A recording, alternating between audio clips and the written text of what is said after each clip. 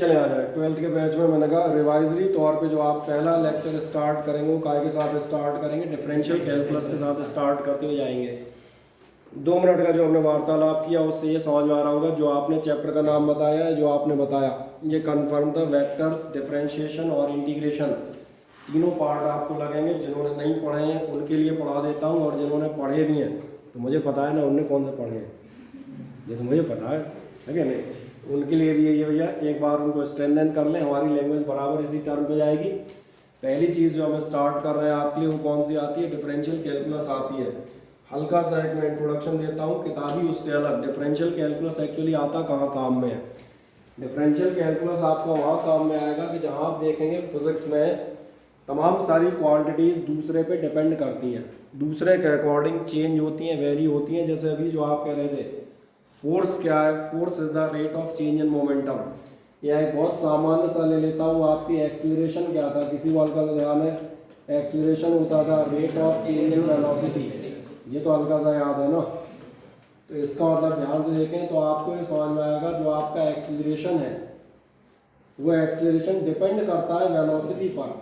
Velocity जितनी बदलेगी उसी के अकॉर्डिंग एक्सीलरेशन होगा। तो बस यहाँ जो आप ये वर्ड उठा रहे होते हैं रेट ऑफ चेंज, इसी रेट ऑफ चेंज की जब हम चर्चा करते हैं तो रेट ऑफ चेंज निकालना ये आपके पूरे एक्सीलरेशन का काम होता है। और यही अगर आपका डिफरेंशिएशन है तो समझ में आ रहा होगा, इसीलिए हमें जगह जगह डिफरेंशिएशन क्यों लगता है, क्योंकि फिजिक्स में rate of energy consumption, rate of work done, rate of displacement, rate of मैंने कहा चेंज इन वेलोसिटी, तमाम सारे चेंजेस आते जाते हैं। Rate of change in momentum जो भी आपकी बात कर रहा था, इसलिए मैंने कहा इस ये कारण है कि हम डिफरेंशिएशन पढ़ते हुए जाएंगे। पहली बात तो ये।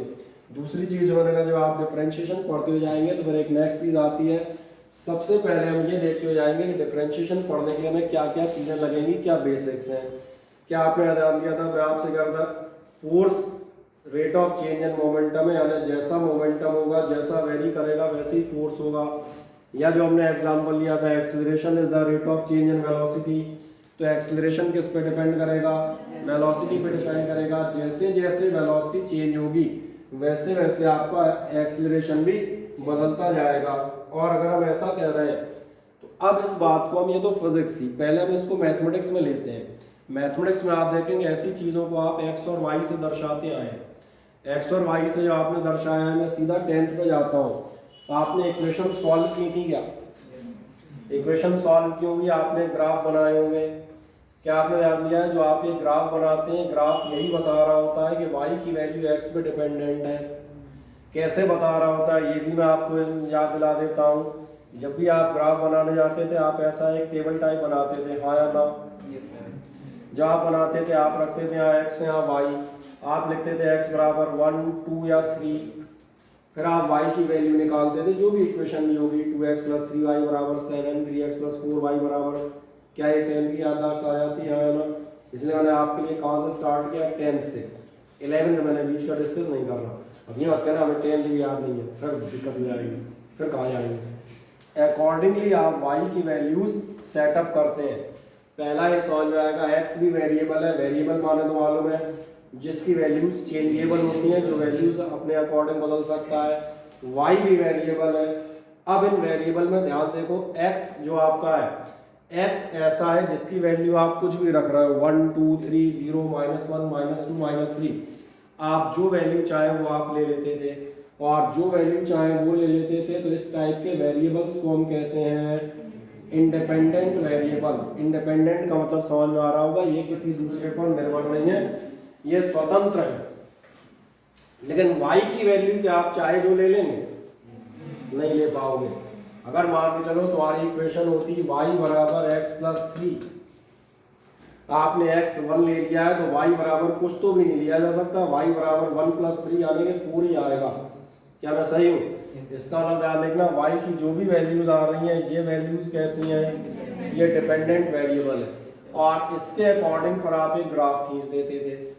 और एक ग्राफ ध्यान देखना, ये ग्राफ जो है जो आप रेट ऑफ चेंज कह रहे थे ये उसका फिगर है, क्योंकि ये बताता है जब x इतना है तो y इतना होगा, जब x इतना हो जाएगा तो y इतना हो जाएगा, x इतना करोगे तो y इतना हो जाएगा। यानी ध्यान से देखना ग्राफ, क्योंकि हमें ग्राफ की भी ज़रूरत पड़ेगी बीच बीच में। आपने लॉज ऑफ वो मोशन इन स्ट्रेट लाइन की आप बात कर रहे थे, ग्राफिकल रिप्रेजेंटेशन हम पढ़ते थे, यही बताता है जैसे जैसे आप इसको बदल रहे हैं ये किस ढंग से चेंज हो रहा है, बढ़ रहा है, कम हो रहा है, कांस्टेंट है, फिर वो अलग अलग हम डिस्कशन करेंगे कैसे रिप्रेजेंट करते हैं।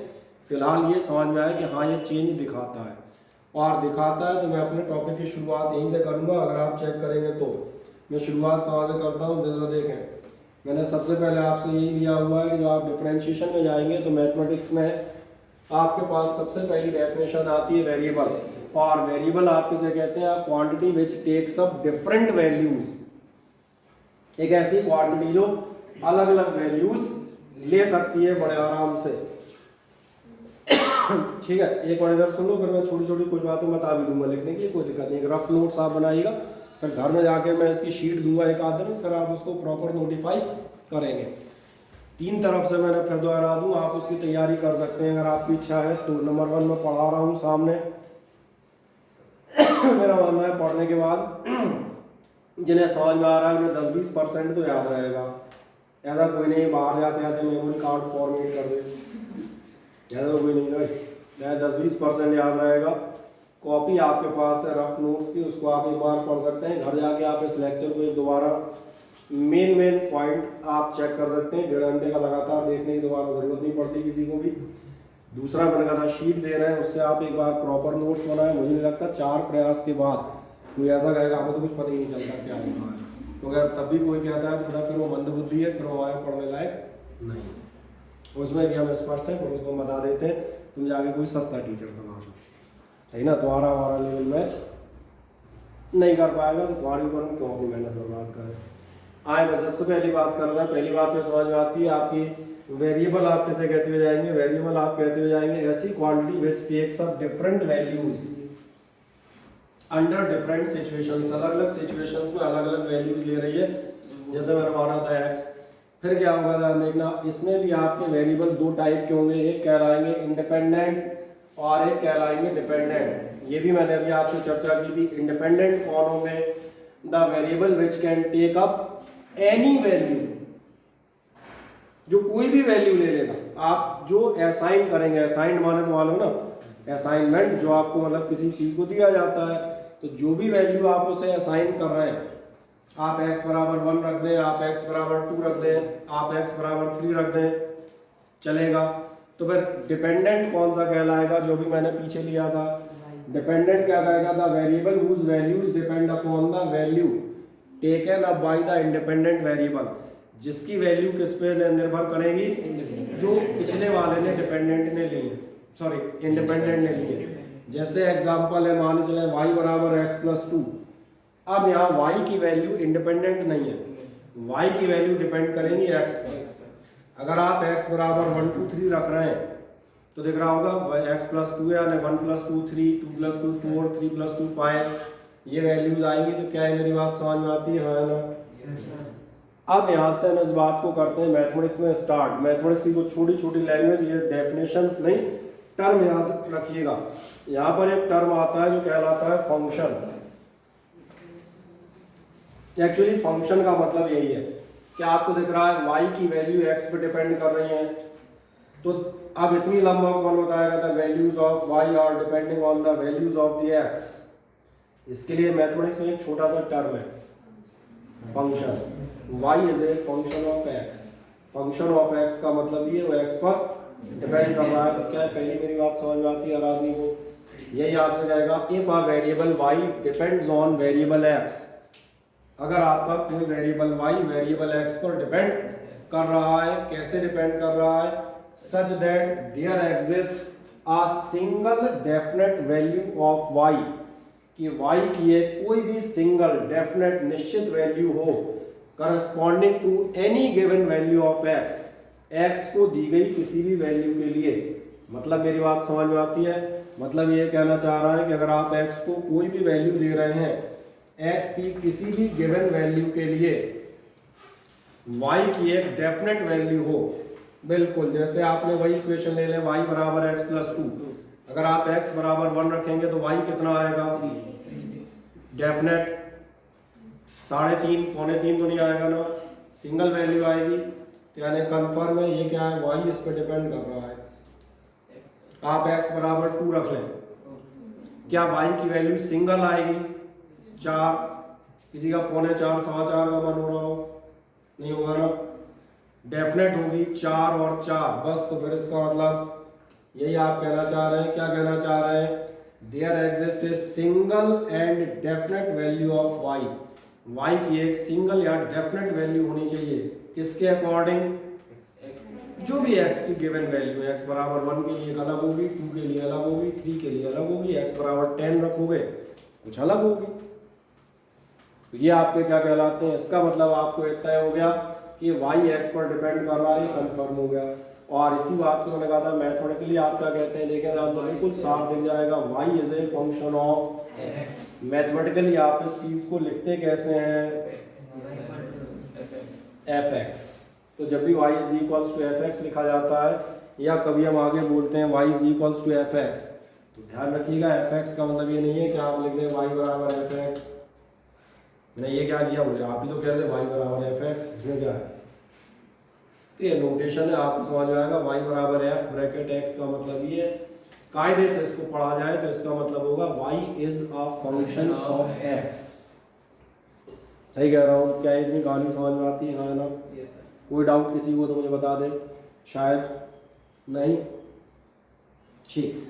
एक नेक्स्ट चीज इसके बाद देखें ध्यान से, अगला चीज आती है फिर डिफरेंशियल कोएफिशिएंट या डेरिवेटिव।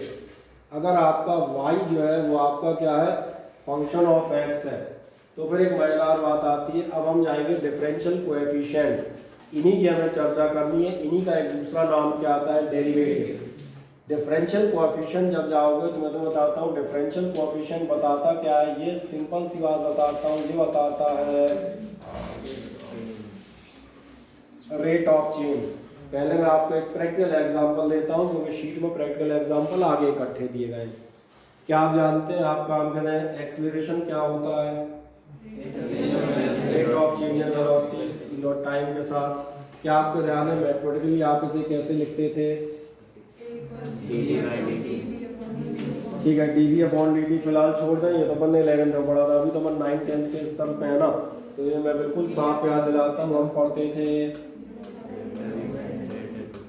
हाँ ना, मुझे बताया, मैंने कहा था भैया ध्यान रखना, कहीं एक पैर रखने की जगह देनी पड़ेगी। 11th स्किप कर दूंगा, 11th के लिए टोक दिया, मत बताओ 11th, कोई दिक्कत नहीं, लेकिन 9th 10th का तो रखोगे, ये नहीं तुम कहोगे हमें तो अपन छठी से रीस्टार्ट बटन प्रेस करेंगे, दैट इज वेरी डिफरेंट। तो अगर आप जाते हैं delta v upon delta T था, बिल्कुल आप सही कह रहे हैं, इसका मतलब ही था एक्सीलरेशन क्या है, ध्यान देखना, ये है change in velocity upon time. क्यों, क्योंकि वेलोसिटी, अब लैंग्वेज चेंज करता हूँ, वेलोसिटी टाइम की फंक्शन है, वेलोसिटी टाइम की फंक्शन है, मतलब समझ में आ रहा है, टाइम चेंज होने के साथ वेलोसिटी कहीं ना कहीं चेंज हो रही होगी, और कंफर्म में चेंज हो रही थी, चेंज नहीं होती तो एक्सीलरेशन कहाँ से आ जाता। अगर टाइम के साथ वेलोसिटी चेंज नहीं होती तो फिर एक्सीलरेशन शब्द ही नहीं बनता ना। तो टाइम के साथ वेलोसिटी चेंज हो रही है, मतलब ये कंफर्म है कि velocity is a function of time, velocity time पर डिपेंड कर रही है। अब जब डिपेंड कर रही है तो ये छोड़ो, हम क्या निकालेंगे, हम तो ये देखते हैं तुम क्या निकाले बैठे हो, अपन पिछले से आओ, तुम निकाले बैठे हो एक्सीलरेशन बराबर delta v upon delta T होता है, यानी change in velocity upon time. बस मैं मान लेता हूँ यही डिफरेंशियल कोएफिशिएंट है, अब आज के बाद इसको डिफरेंशियल कहना खत्म। जो आप 9th में पढ़ रहे थे, change in velocity upon time, यही डिफरेंशियल कोएफिशिएंट होता है, यही डेरिवेटिव होता है। जो थोड़ा सा मुझे मॉडिफिकेशन करना है वो कर लेंगे, लेकिन यही होता है, ये मान के चले 99%, उसमें कहीं कोई दुविधा नहीं। तो ये तो पढ़ा हुआ है ना, आप तो ये नहीं कहोगे हमें पता ही नहीं डिफरेंशियल का, हम कह देंगे पता था, नाम हम आज दे देते हैं, कोई बात नहीं, सही है ना। जैसे बहुत सारे लोग बताए रेस्टोरेंट में आते हैं, फिर बताते हैं भाई साहब वो वाली डबल रोटी लाओ, कौन सी, बोले जिसके अंदर सब्जी भरी होती है, फिर वेटर जवाब लगाता है बर्गर चाहिए, नहीं नाम नहीं मालूम, क्या पता चल जाता है, ऐसे बर्गर कहते हैं, खत्म बात, अगली बार बन जाएगा बर्गर मांग लेते हैं, वो बात नहीं पड़ेगा। डिफरेंशियल कोएफिशिएंट नाम बता दिया, क्या कहेगा ध्यान देंगे, ये आपसे कहेगा delta y upon delta x, तुम कहोगे डेल्टा वाई एक्स, क्यों, वाई और एक्स में चल रहे हैं मैथमेटिक्स है, क्या बता रहा है, is the average rate of change in the value of function of x.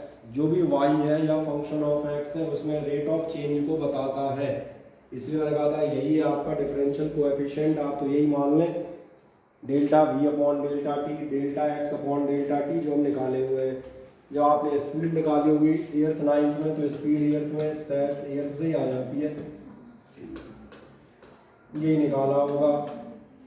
इसी टाइप के क्वेश्चन आते थे, एक नंबर लाइन दे दी जाती थी और एनसीईआरटी उठाओगे तो एक मेढक बना हुआ था, वो मेढक फुदकता ऐसे दिखाया जाता था, यहाँ से यहाँ चला गया, इतनी देर में पहुंचा। तो क्या क्या कैलकुलेट करते थे, ध्यान नहीं दिया आप? कैलकुलेट करते थे डेल्टा एक्स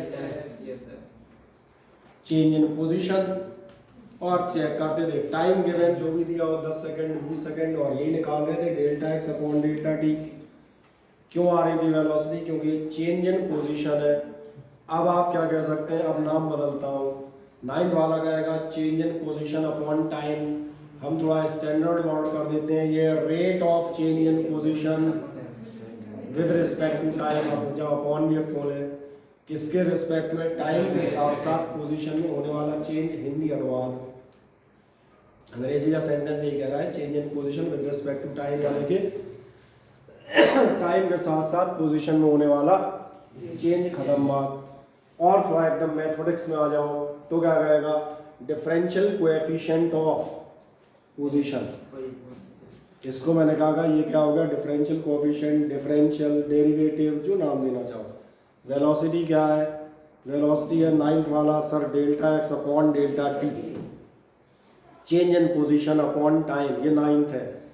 11th वाला यहाँ तक तो कम 12th वाला जाए, क्या कहेगा, ये है change in position with respect to time. और अगर मैथमेटिक्स वाला है तो बिल्कुल साफ बताएगा ये है डिफरेंशियल ऑफ एक्स, मतलब जो भी हो पोजीशन हो सकती है, उधर लोगे तो वेलोसिटी हो जाएगी, किसी और में वर्क डन हो जाएगा, न्यूटन्स लॉ लोगे तो मोमेंटम हो जाएगा, तो 50 आएंगे। कोई इसमें समस्या? हाँ ना, मुझे बताएं। तो बढ़िया, पहला तो समझ में आता है एवरेज रेट ऑफ चेंज है। अब एक अगली चीज आती है इंस्टेंटेनियस रेट ऑफ चेंज। मैं इसकी बात करता हूँ इंस्टेंटेनियस। इंस्टेंटेनियस माने मालूम है? बिल्कुल पॉइंट वाला। एक छोटी सी वर्ड लिख देता हूँ, इंस्टेंट। इंस्टेंट माने होता है हिंदी में क्षण। और एक मजेदार बात है, आप देखेंगे घंटा बहुत लंबा टाइम इंटरवल होता है, घंटे भर में तो दुनिया इधर से उधर हो जाती है। Minute, it is also a so long time interval. 1 second भी आप देखेंगे बहुत लंबा सा टाइम इंटरवल होता है। 1 सेकंड कितना लंबा टाइम इंटरवल होता है?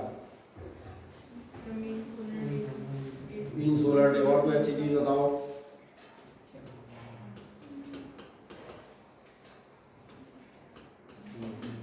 पता नहीं, आगे डेट में याद नहीं आ रही। 4 नंबर और थे, चलो फिलहाल कुछ भी रख देता हूँ।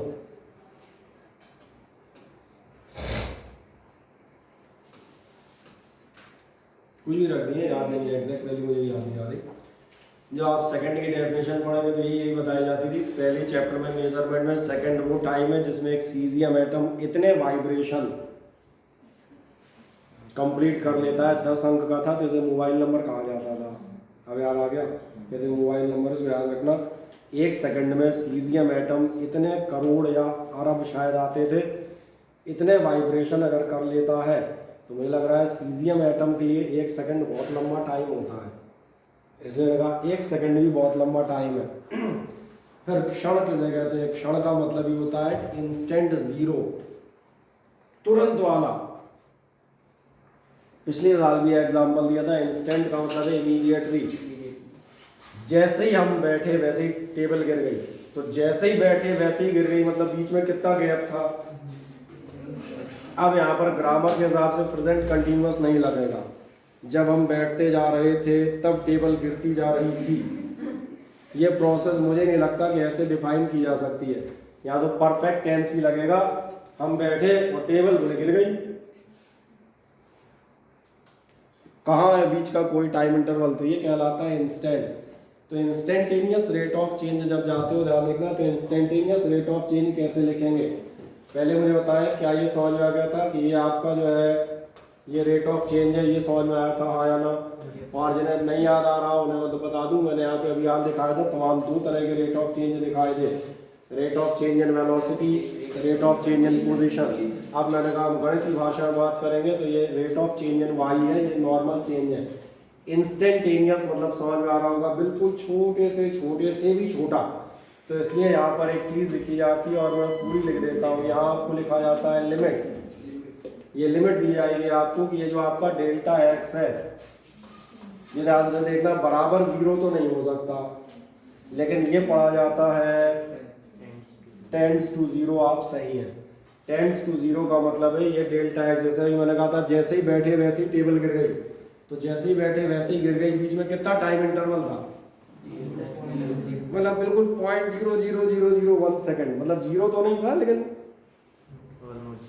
Almost zero. तो इसलिए delta x tends to zero, ये आपकी ये दी जाती है, ध्यान रखना, यही डिफरेंशियल की डेफिनेशन है। बस जो आप बिल्कुल छोटे से छोटे टाइम इंटरवल का भी रेट ऑफ चेंज निकाल लेते हैं, बोले कितना चेंज हुआ, तो फिर उसे गणित की भाषा में आप क्या कहते जाते हैं। अब ये डिफरेंशिएशन की एग्जैक्ट डेफिनेशन निकल आई रफली, तो मैंने कहा था यही है, 9th वाले के लिए यही डिफरेंशियल हो जाएगा। लेकिन अपन क्या करेंगे, अपन बिल्कुल बारीकी में घुस जाएंगे, अपने को कौन सा रेट ऑफ चेंज चाहिए बिल्कुल बोले लास्ट तक का भी बताओ। तो इसलिए limit delta x tends to zero, और देख लें डिफरेंशियल कोएफिशिएंट आपको यही डेफिनेशन दी जाएगी, बगल में सामने लिखी है। मुझे लग रहा है इतना समझ में आ गया होगा। एक काम करें, रजिस्टर उठाएं, छोटी छोटी कुछ बातें बता देता हूँ, फिर आप उसको अभी फिलहाल आप रफ रजिस्टर का इस्तेमाल करेंगे। घर पे आप एक प्यारा सा रजिस्टर महंगा वाला रिच मैन फीलिंग वाइट वाला है ना, बना लेंगे।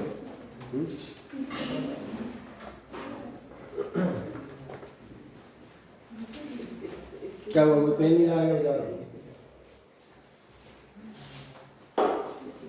बढ़िया से एक टॉप पे हेडिंग डाल दें, डिफरेंशियल कैलकुलस, इससे तो पता चल जाएगा हम डिफरेंशियल कैलकुलस पढ़ रहे हैं।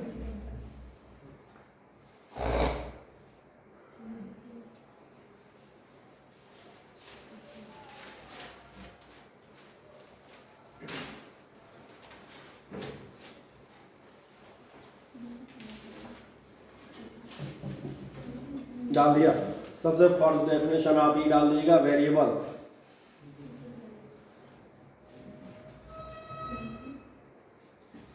सबसे फर्स्ट हेडिंग आप डालेंगे वेरिएबल, और पूरा नहीं उतारना है, छोटा छोटा बोलते आ रहे हैं, मेन पॉइंट्स पे घर जाकर उनको प्रॉपर शीट देंगे, उससे पूरा लिख देना। डैश मार के आप लिख दीजिएगा the quantity which takes up different values, the quantity which takes up different values. इतने से समझ में आने लायक समझ में आ गया होगा। बस अब अंडर डिफरेंट सिचुएशन, ये घर की बात है, इनको घर पे कवर अप करेंगे। नेक्स्ट आप बताइएगा नंबर ए आप बताइएगा इंडिपेंडेंट वेरिएबल। ठीक है, ये वो काम है जो आप कर रहे थे ना, क्या नाम था इस बालक का, उमेश। जैसे आपने ध्यान दिया साथ में लिखते आ रहे थे, बहुत अच्छी बात है। बस मैंने कहा मैं क्या करूँगा, शॉर्ट जो नोट्स हैं यही बनवाऊंगा, फिर उनको घर जाके एक बार अपने प्रॉपर मैनर में आप तैयार कर लेंगे। इससे क्या है, डबल प्रैक्टिस होती जाएगी आपको। नेक्स्ट आप पढ़िएगा इंडिपेंडेंट वेरिएबल। ठीक, इंडिपेंडेंट वेरिएबल में आप लिख दीजिएगा it can take up any value, it can take up any value assigned to it, it can take up any value assigned to it। ठीक, अब आएंगे दूसरा डिपेंडेंट वेरिएबल। सेकंड आप क्या बताएंगे, डिपेंडेंट वेरिएबल, इसमें आप बताइएगा it's values depend on values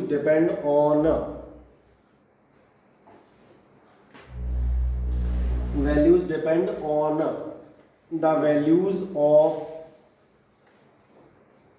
depends on the values of an independent variable, depends on the values of an independent variable। क्या ये बात समझ में आती है? इसकी वैल्यू किसी दूसरे पे डिपेंड करेंगे, इंडिपेंडेंट पे। चाहो यही वाला एग्जांपल बढ़िया है, लिख दो फॉर एग्जांपल y बराबर x+2, y बराबर x प्लस 2 लिख दें, लिख दिया y बराबर x प्लस 2, नीचे लिख दिएगा x बराबर 1 2 3 डॉट डॉट डॉट और x बराबर 1 2 3 डॉट डॉट डॉट के ब्रैकेट में लिख देना इंडिपेंडेंट। नहीं आया समझ में? अरे भैया कुछ भी दे रहे हैं इसलिए इंडिपेंडेंट हो गया। अब इसके नीचे लिखना बट y बराबर कितना कितना आएगा 1 2 3 लिए थे ना, तो 3 4, हाँ सही कह रहे हो, 3 4 5 आएगा। इसके ब्रैकेट में आपको क्या लिखना पड़ेगा, ये डिपेंडेंट है। तो पांचवी तूने पीछे को डाल दिया यार, बेचारी हमें नहीं जब दिखाई दे रही तो हमें कैसे देख पा रही हूँ? अच्छा खुद ही बैठी है।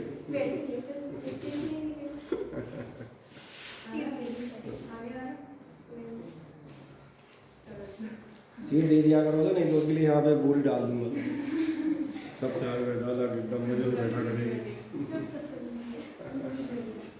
एक नेक्स्ट है अगला डिपेंडेंट और इंडिपेंडेंट वेरिएबल समझ में आ गया है ना। अगला लिख दीजिएगा फंक्शन। फंक्शन में आप डैश मार्क लिख दीजिएगा if variable y depends on. Function में आप लिख देंगे if variable y depends on variable x। if variable y depends on variable x,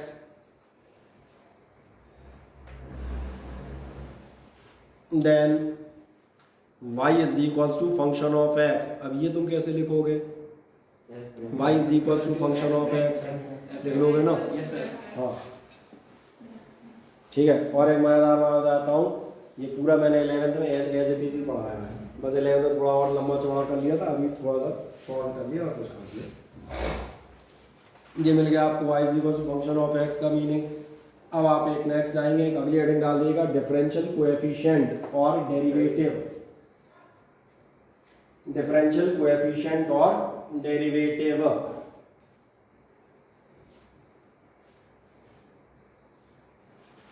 differential coefficient of derivative याद देखना क्या था, याद आ रहा है? जैसे मैंने कहा था delta v upon delta T है, वही 9th वाला, यही डिफरेंशियल है। ज़्यादा टेंशन मतलब यही है, नाम बदल के लिख देंगे dy बाई डी टी, बाबा है वही। तो बता दें क्या हेडिंग डाली डिफरेंशियल कोएफिशिएंट। सो आप बताइएगा if y is equals to function of x, if y is equals to function of x then नीचे आएगा delta y upon delta x, और वो लगा दो क्या नाम रहता है साइन ऑफ इक्वल, बराबर का निशान लगा दो, delta y upon delta x equal to आप बताएंगे average rate of change, average rate of change in the values of y, average rate of change in the values of y with respect to, किसके respect में देख रहे हो, x के respect में, with respect to x। समझ में बात आ गई? मैं एक बार और चेक करा देता हूँ। एक्सीलरेशन क्या था, rate of change in values of velocity, किसके तुलना में, किसके कंपैरिजन में, विद रिस्पेक्ट टू टाइम। तो अभी अपन y x में अपन x लिखेंगे। ये समझ में आ गया होगा, कोई दिक्कत तो नहीं? हाँ ना, मुझे बताएं। अब नीचे आप बताइएगा, नीचे आप बताएंगे द डिफरेंशियल कोएफिशिएंट, नीचे लिख दो द डिफरेंशियल कोएफिशिएंट। अब बताएंगे dy अपॉन dx, मैंने यहां भी लिखा है, ये रहा the differential coefficient dy upon dx बराबर क्या होगा, है तो वही, लेकिन एक चीज अब ये बिल्कुल एकदम बारीक ले लेंगे, डेल्टा x टेंड्स टू 0 लिख दें, limit delta x tends to 0 delta y upon delta x। ठीक, और जब ऐसा कर लिया है तो समझ में आ रहा होगा अब ये रेट ऑफ चेंज नहीं रहा, ये कौन सा रेट ऑफ चेंज हो गया है, ये हो गया है बिल्कुल छोटे टाइम के लिए, यानी इंस्टेंटेनियस। जिन्हें स्पेलिंग नहीं आई उनके लिए ये रही। तो नीचे आप बता देंगे it is the instantaneous rate of change, it is the instantaneous rate of change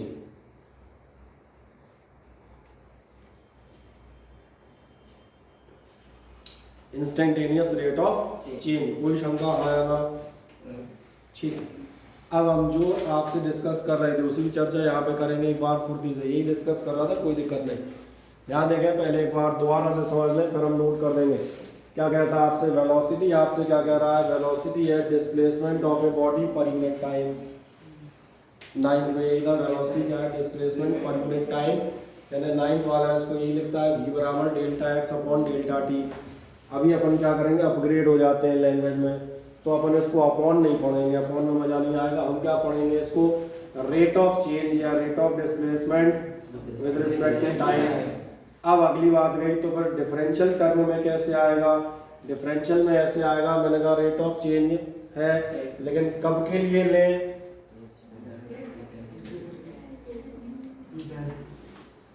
तो यही कहलाने लगेगा डिफरेंशिएशन।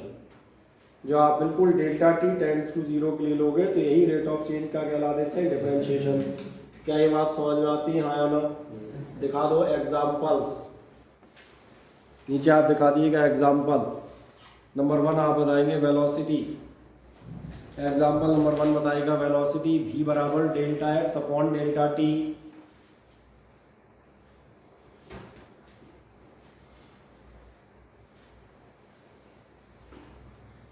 बता दिया वेलोसिटी v बराबर कितना है? Delta x upon delta T. क्या है समझ में आता है? नीचे हाँ या ना?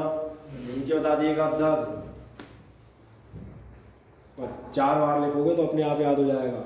नीचे आप बताएंगे 10 velocity is the instantaneous rate of displacement. क्या लिख देंगे? Velocity is the instantaneous rate of change या इंस्टेंटेनियस रेट ऑफ डिस्प्लेसमेंट, एक ही बात है। चेंज में ध्यान देना, डिस्प्लेसमेंट जिसका मतलब होता है प्लेस का चेंज होना। ऐसा कह रहा है चेंज निकाल गया, अंग्रेजी लैंग्वेज भी तो होती है भाई। क्या कहा? Instantaneous rate of displacement with respect to time.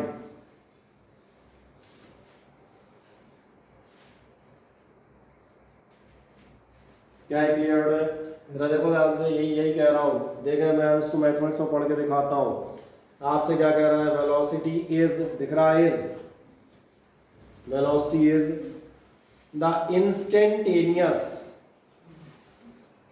ये रहा instantaneous rate of change in position, rate of displacement with respect to. इतनी सब कहानी को छोटे लेटर्स में ले आओ, उसी को आगे तुम क्या बता दोगे? Is equals to d x over d t. दिखा दें v बराबर limit delta t tends to 0 delta x upon delta t is equals to कितना आएगा? D x over d T.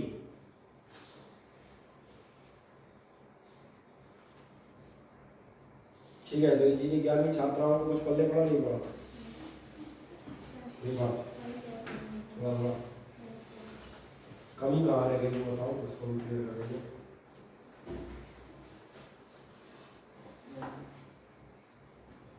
बताओ क्या है? बता, अभी शुरुआती टर्म में लास्ट टाइम लिखा था, लास्ट टाइम आप थे नहीं। अभी यहाँ पे जो कमियाँ हो, जो नहीं समझ में आ रहा होगा, इंस्टेंट पूछ लेना, क्योंकि अब ये चीज़ दोबारा नहीं मिलेगी। 12th की इलेक्ट्रिसिटी में कोई डाउट रह गया तो रिवीजन हो जाएगा।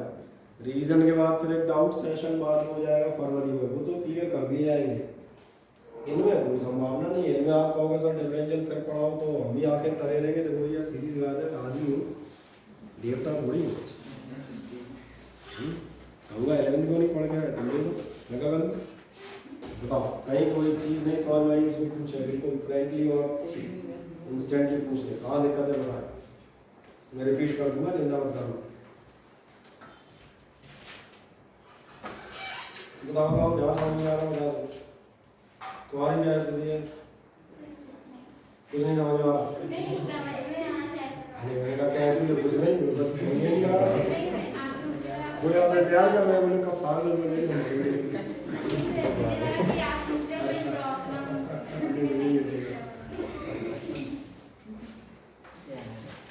ठीक है। बाकी बताए आया था समझ, नहीं आया तो नहीं भैया फ्रेंकली पूछे।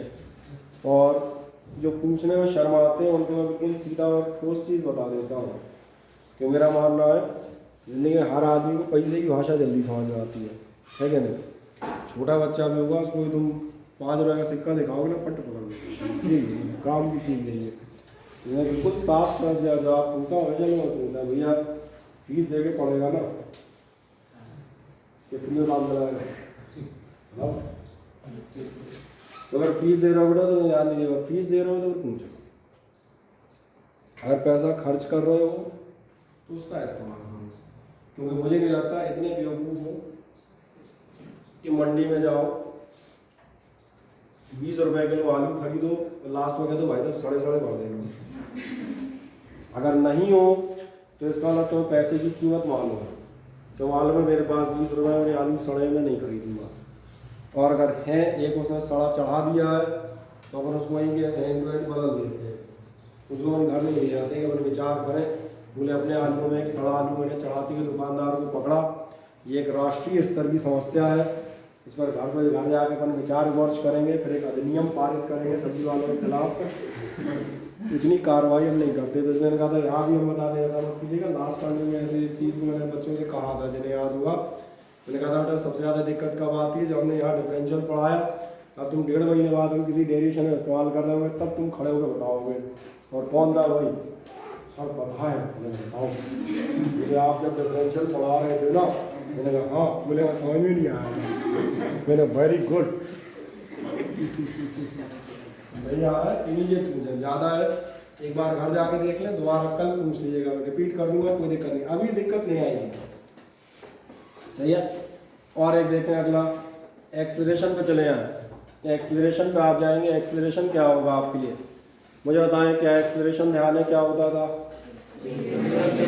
चेंज ऑफ वेलोसिटी होती थी, कंपैरिजन टू टाइम होती थी। मैं फिर से बता देता हूँ, क्या नाम था इस बच्ची का, मैं नाम भूल गया। इधर ध्यान देखना, बस मैंने कहा था थोड़ा बहुत 9-10 की जानकारी हो, क्योंकि ये हम मान के चलेंगे कि ध्यान रखना बेटा आपने साइंस मैथ्स या बायो ली है तो आपने सोच समझ के ली होगी।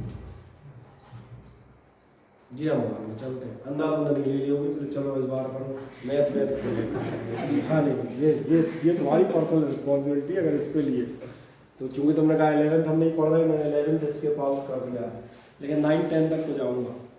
और मैंने कहा था अगर आप 9th की बुक उठाएंगे, 9th में आप जाएंगे तो 9th में आप ये पढ़ के आए, आपका एक्सीलरेशन क्या था, एक्सीलरेशन होता था delta v upon delta T, velocity में कितना चेंज हुआ और टाइम में क्या बदलाव हुआ।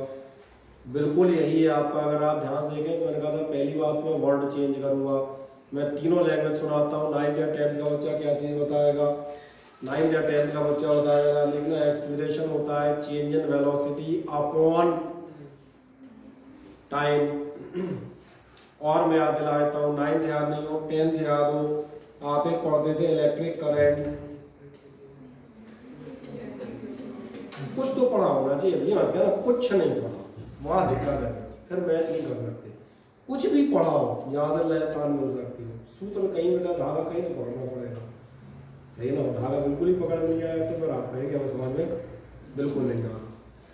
जब आप आई बराबर delta Q by delta T पढ़ते थे यही पढ़ते हो गए। करंट यही होती थी, चार्ज पासिंग थ्रू वायर या कंडक्टर जो भी लिया हो पर यूनिट टाइम, यही पढ़ते थे। Charge upon time is the current. 10th में आप थे, आपकी लैंग्वेज थी चार्ज अपॉन टाइम। सही कह रहा हूँ मैं। अब मैंने कहा चूंकि हम 11th में आए तो मैं इसको थोड़ा सा चेंज करते हैं। ध्यान देखना, ये है rate of change in charge. अच्छा, चेंज इन चार्ज दूसरा मैंने कहा था गणित गणित के अलावा थोड़ी अंग्रेजी भी आनी चाहिए भैया, क्योंकि उसी में लिखना है। अब वही नहीं आती तो कैसे काम चलेगा। चेंज इन चार्ज मतलब मजा नहीं आ रहा, rate of flow of charge. कल मैं 10th वालों से एक साधारण प्रश्न पूछ रहा था, तुमसे ही पूछ लेता हूँ। अरे ये बोर्ड लगा हुआ सामने तो दिखाई दे रहा है, 4 शब्द बोल देता हूँ। बोर्ड दीवार पे लगा है, सबको दिख रहा है ना, बोर्ड दीवार पे लगा है। हाँ ना बताओ, अंग्रेजी में बताओ। Board is fixed on the wall. Board is fixed on the wall. Board is fixed on the wall, ठीक है। और कोई option? Hang. Board is hanged on the wall. बस। और बताओ, इतने सारे लोग बैठे हो यार, और 12th के हो। बोर्ड दीवार पे लगाया, दैट्स ऑल। इतनी सी बात है, बोर्ड दीवार पे लगाया, सबको दिख भी रहा है, लगाया, गलत नहीं है, लगा ही हुआ है। कर रहे हैं इसको ट्रांसलेट। चलो करो, रूपांशी भदौरिया से स्टार्ट करते हैं। स्टार्ट रूपांशी, से this statement in the English. Board is fixed on the wall. चलो खुशी मोबाइल बताओ।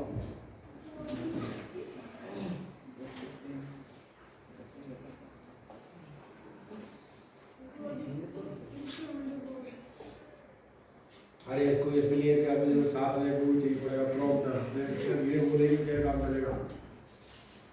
क्या है बोर्ड? फिक्स नहीं, फिक्स तो किसी ने इस्तेमाल कर लिया है, फिक्स पे नहीं आएंगे, फिक्स हटा है, फिक्स इज कैंसिल। चले आना का शुरू होता है।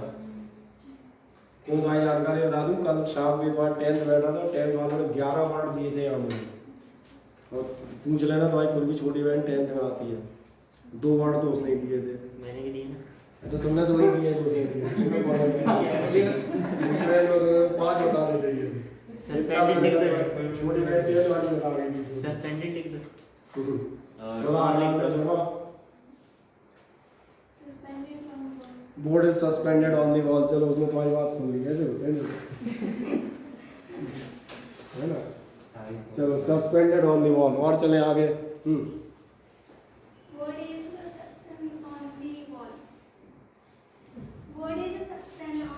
नहीं सस्पेंडेड नहीं, सस्पेंडेड उन्होंने इस्तेमाल कर लिया। अटैच्ड।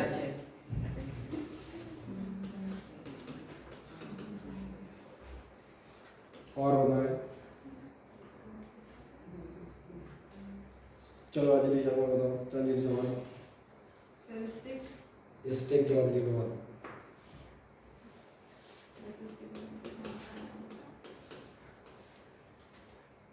चलो बताओ पूनम सिंह। सेट।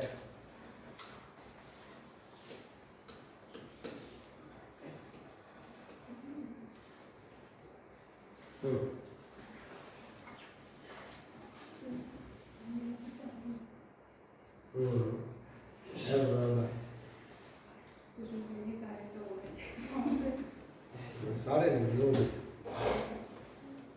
बताओ। हैंग हो गया था, नहीं हुआ था? हैंग तो हो गया था यार। और भाई सर मेरा वाला हैंग होना, तुम्हारा वाला हैंग होना, कैपिटल एच से लिखो ना। मुझे स्मॉल एच वाला है। Placed on the wall.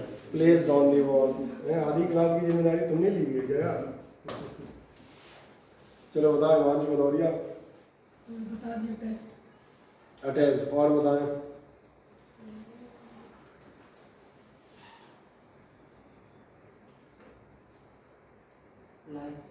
Lies on the wall. बढ़िया।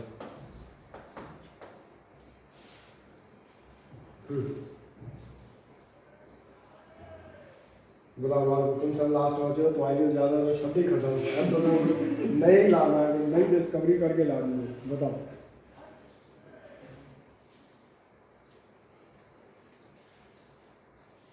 कोई नया शब्द याद आ रहा हो तो ये बताना, फिर मैं बताऊंगा। नहीं आ रहा? टाइड। टाइड, ये भी ठीक है।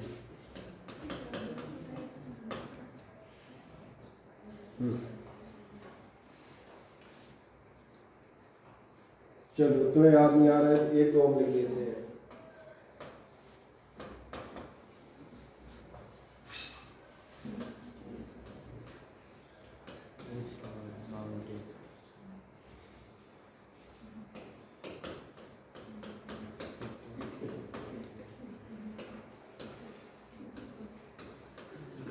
ये मैं सोच रहा था।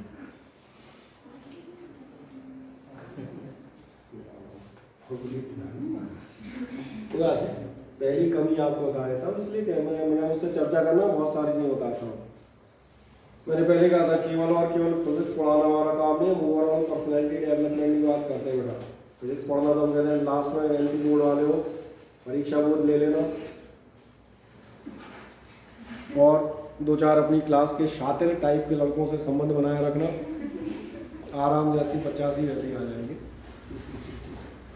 सही कह रहा हूँ ना? तो इसलिए मैंने कहा ये तय है कि आप उन 80-85 नंबरों के लिए यहाँ नहीं आ रहे, मुझे पता है। उनके लिए आ रहे हो तो उनका मैंने तुम्हें शॉर्टकट बता दिया। पहला एक परीक्षा बोर्ड ले लेना लास्ट में नवंबर के आसपास, और सेकंड मैंने कहा जो अपनी क्लास के ठीक ठाक छात्र टाइप के लोग हैं उनसे थोड़ा टिक्की की पिला के दोस्ती बना लेना। That's all. 80 to 85 मार्क्स आ दिया, नथिंग, कोई दिक्कत नहीं आएगी। तो फिर हम संघर्ष काय के लिए कर रहे हैं बेटा, भविष्य बनाने के लिए संघर्ष करते हैं। हमें 80-85 से कुछ नहीं ना, वो कर क्या लेंगे। और इंग्लिश में देखोगे 97-95 डलेंगे, उनसे क्या हो जाता है। सवाल उसका है जो आदमी कहीं ना कहीं उसके बाद गया, सेट हो गया, उसके 97 काम के हैं, वो कुछ नहीं कर पाया तो 97 का क्या करेगा, रखे रह जाएंगे। आगे की बात करूंगा जब भी करूंगा। इतने सारे वर्ड लिखे हैं। पहली बात होना बेटा, हम लोग कहाँ फंस जाते हैं, हमारी लैंग्वेज वीक है। एक छोटा सा सेंटेंस अगर मैं बोल रहा हूँ कि बोर्ड दीवार पे लगा है, सोचो कोई निबंध लिखवा रहे, कोई ऐसे नहीं, कोई कन्वर्सेशन नहीं, कोई आपसे ये नहीं कहा कि आपको खड़े होकर 5 मिनट या 2 मिनट बोर्ड के ऊपर बोलना है, तो आप अटक जाते हैं। पहली कमी है वोकेबुलरी सुधारिए, और वोकेबुलरी के लिए मैंने कहा किताब पढ़िए। और जब आप किताब पढ़ेंगे एक छोटा सा काम कीजिएगा। क्या काम करोगे, कौन सी किताब पढ़ोगे। नॉवेल पता नहीं मिलेगी नहीं मिलेगी, बिना कह रहे तुम तो बायोलॉजी की बुक पढ़ लो, SST की मिल जाए, पुरानी पुरानी बुक पढ़ लो। मैं थोड़ी सी बुक मत पढ़ लो, नींद आने लगेगी, कोई मतलब नहीं, काहे के लिए दिमाग खराब करोगे। बायोलॉजी वाली बुक से मजा आता है आधा, SST की उठा लो, बता दें बड़ा मजा आता है। शर्त ये एक दिन में आधा पेज पढ़िएगा, क्योंकि आप आधे पेज से ज़्यादा पहले बार में पढ़ ही नहीं पाएंगे, क्योंकि आपकी पढ़ने की जो आदतें नहीं है वो बता देते हैं। आप ये नहीं है हम जैसा कोई सर या मैडम खड़ा हो जाता था, वो तुम में से छांट लेता था किसकी पढ़ने की स्पीड ठीक है, बोले इसकी, बोले खड़े हो जाओ पेज पढ़ दो, तुमने आधा पढ़ दिया, उसको एक ही अनुवाद करके सुना देता था। तुम पैराग्राफ रीडिंग करते आए हो, इसलिए तुम्हें वर्ड की एक्चुअल मीनिंग मालूम नहीं है। आप अंडरलाइन करके लाइन टू लाइन पढ़िएगा, सही है ना। देवपुरा 9th में हमारे यहाँ पढ़ने आए थे, सही कह रहा हूँ। और तुम्हारा एग्जाम्पल इसलिए ले रहा हूँ क्योंकि बेहतर है एग्जाम्पल है, ये फैक्ट है। जब देव 9th में आया तो इस देव को किताब पढ़नी नहीं आती थी। उस समय ऐसे मत देखो उसकी तरफ, तुम्हें खड़ा करके पढ़वा दे ना तो तुम में से आदमी किताब पढ़नी नहीं आएगी, एग्जैक्टली मैं गारंटी दे देता हूँ। प्रॉपर प्रोनाउंसिएशन के साथ आप किताब का एक पेज नहीं पढ़ पाएंगे, मैं एश्योर कर रहा हूँ आपको, आप टेंशन मत लीजिएगा। आप में से कुछ ही लोग होंगे जो ये कर पाएंगे, इसलिए मैंने इसका एग्जाम्पल लिया। ये फैक्ट है, उसको किताब पढ़नी नहीं आती थी, लेकिन मैंने कैसे पढ़ाई हुई बताओ। एक एक लाइन मैंने कहा, एक एक वर्ड में आधा ही पेज पढ़ो, इतना ही सीखो, मेरे बहुत है इतना। 10th में भी आप शुरुआत में आए थे किया होगा, मैंने कहा था बेटा पहले लैंग्वेज, पहले अंग्रेजी चाहिए, साइंस बाद में जाना, तो अंग्रेजी आ जाएगी, साइंस आदि तो वैसे ही आ जाएगी। इसलिए मैंने कहा लैंग्वेज थोड़ा सा, कुछ भी जो बुक आपको लगे 10th 9th की SST उठा के पढ़ने लगो, फायदा होगा, इंग्लिश सुधरेगी, और साथ में मालूम क्या होगा, पूरा GK GS तैयार हो जाएगा, UPSC तक का आना। अपन बात कर रहे होते हैं कि GS कहाँ से लाओगे भाई, 9th 10th को उठा के पढ़ने लगो, लक्ष्मी बाई के ऊपर पढ़ो आधा पेज। लेकिन शर्त ये है एक एक वर्ड पढ़ना था। अगर लक्ष्मी बाई जिस युद्ध में कूदी वो बैटल था, वो फाइट थी, वो क्वारल था या वॉर थी, तो फिर तुम्हें चारों मालूम हो वॉर में, बैटल में और फाइट में अंतर क्या होता है। क्योंकि मोटे तौर पे तीनों का मतलब लड़ाई होता है, ये मोटा तौर है। आओ मैं तुम्हें यहाँ बात कर देता हूँ, ध्यान देखना। सबसे पहले तो बता दूँ इनमें से सस्पेंडेड नहीं आएगा। सस्पेंडेड होता है लटकाना, और लटकाना मतलब ये वाला लटकाना। जैसे आप ध्यान देखें यहाँ पे पंखे लटके हुए हैं, ये सारे पंखे आप देखेंगे सस्पेंडेड है। फैन हमेशा और हमेशा क्या होंगे, दीज विल बी सस्पेंडेड। अब आप पूछोगे अंग्रेजी आनी क्यों जरूरी है, अभी हम तीसरे चैप्टर में जाके पढ़ाएंगे। Suspended coil galvanometer. आप coil is suspended between the pole pieces. अब आदमी सोच रहा है सस्पेंडेड मतलब क्या, तो भैया सस्पेंडेड फिजिक्स का वर्ड नहीं है, मतलब समझ में आ रहा है। दो पोल्स हैं, magnetic pole north and south, और क्वाइल इस पंखे की तरह बीच में सस्पेंड की गई है। इंग्लिश आती होगी, बेहतर होगी, तो आपको मेरी बात की ज़्यादा बेहतर समझ में आएगी, समझाने से पहले आदमी समझ में आ जाएगी। पहला काम तो मैंने कहा अभी तुम फुर्सत में जब आओ, अभी सितंबर अक्टूबर तक कोई बहुत ज़्यादा लोड नहीं रहता आपको, और आराम। तो मैंने कहा आधा एक पेज SST ऐसा कोई पढ़ना, कोई बहुत ज़्यादा काम नहीं दूंगा। 3 घंटे पढ़ा मैंने, क्या पढ़ाओ, बोले सब 4 लाइनें पढ़ के तुम तो बहुत फास्ट रीडिंग है भाई तुम्हारी, ठीक है। इसलिए मैंने कहा सस्पेंडेड हटा दीजिएगा, बिल्कुल साफ तौर पे बोर्ड सस्पेंडेड नहीं है, ये आपको समझ में आ रहा होगा। दूसरा बता देता हूँ, ये बोर्ड प्लेस्ड नहीं है। प्लेस्ड माने होता है रखा हुआ। आप देखें ध्यान से, all of you have placed your bags on the table, this board is not placed. Place किया गया होगा, खड़ी निकाले तो थोड़ा सा नीचे आ गया होगा, this board is not placed. एक और वर्ड था बता दें, लाइंग। लाइंग माने भी यही होता है, जब कोई चीज़ हॉरिजेंटल पे रखी होती है तब ये लाइंग कहलाता है। जैसे मैंने कहा था, आपने बैग रखे हैं, you have placed the bags. अभी बैग क्या कर रहा है, बैग रखा हुआ है। इस सेंटेंस को दो तरफ से बोल सकते हैं। बैग आप क्या कहेंगे, आपने रखा, लेकिन आपने रखा उसके लिए शब्द अलग है। आपने रखा, यू हैव प्लेस्ड। अब बैग टेबल पे रखा है तो bag is lying on the, है दोनों रखा। लेकिन मैंने कहा भैया अंग्रेजी भावनाएं आती हूँ, क्योंकि यहाँ के बाद हमने कहा जितने भी एग्जामिनेशन दोगे, आजकल हर एग्जामिनेशन में इंग्लिश का पेपर आता है, और सबसे गंदी बात इंग्लिश में आजकल देते हैं कंप्रहेंजन, वो क्या नाम कराता है, वो पैराग्राफ या पैसेज। और पैसेज में तो भावनाओं को समझो ही आता है, क्योंकि कौन सा वर्ड इस्तेमाल करना है समझ आ रहा है ना। प्लेस्ड या लाइंग दोनों ऑप्शन में होते हैं, भावनाओं पे जुड़े होंगे। इसलिए कृपा करके इस बोर्ड को लाई ना करें ऑन द वॉल, ठीक है। अगला अंजलि कह रही थी स्टिक्ड। स्टिक माने क्या होता है, मतलब बोर्ड के पीछे फेविकॉल छोटा ये लो चिपक गया सर, अरे चिपका होगा तो यार तो स्टिक भी हटा दो, ठीक है। एक टाइड हटा देता हूँ। टाइड याद है कहाँ आता है, टाइड हमेशा रस्सियों के लिए आता है, जहाँ रस्सियाँ कसी जाती हैं वो टाइड होती हैं। नॉट्स आर टाइड, नॉट्स मतलब गांठ। तो इसमें अपन ने कोई रस्सी में गांठ बांध के इसको नहीं टांग रखा है, ये वेरी सॉरी, इस टाइड को भी हटा दें, है ना। अब कौन बचा, अब बचा सेट। सेट रिलेटिवली चल जाएगा, फिक्स्ड आपका रिलेटिवली चल जाएगा, हैंग्ड आपका चल जाएगा। हैंग्ड और सस्पेंडेड में फर्क समझ में आ रहा है, दोनों लटकाना होते हैं। सस्पेंडेड होता है बीच में बिना किसी दाएं बाएं उसके, और हैंग क्या आपने ध्यान दिया, जो आप फोटो टांगते हैं, फोटो लटकाते हो, फोटो टांगते हो, हैंग होती है। जो माला पहनाते हो उसको, वो सस्पेंड नहीं होती, वो हैंग होती है। और वही माला अगर इस पंखे में लटका दूं तो सस्पेंड हो जाएगी, तो इसलिए हैंग भी चलेगा, अटैच भी चलेगा रिलेटिवली। और सबसे बेहतर वर्ड कौन सा होगा, जरा नीचे देख के बताओ इन चार में से, तुम्हें समझ में आ गया होगा। असली वर्ड तो नीचे थे, इसमें से असली वर्ड स्क्रूड नहीं होगा। स्क्रू मतलब पेंचों से कसा होगा। ये बोर्ड पेंचों से नहीं कसा है, ये मैं फिर बताता हूँ। जिन्होंने घर में कभी टीवी माउंट कराई है उनका ध्यान जाएगा, एक फ्रेम आता है, वो इसके कस दिया जाता है दीवार पे, इस बोर्ड को उठा के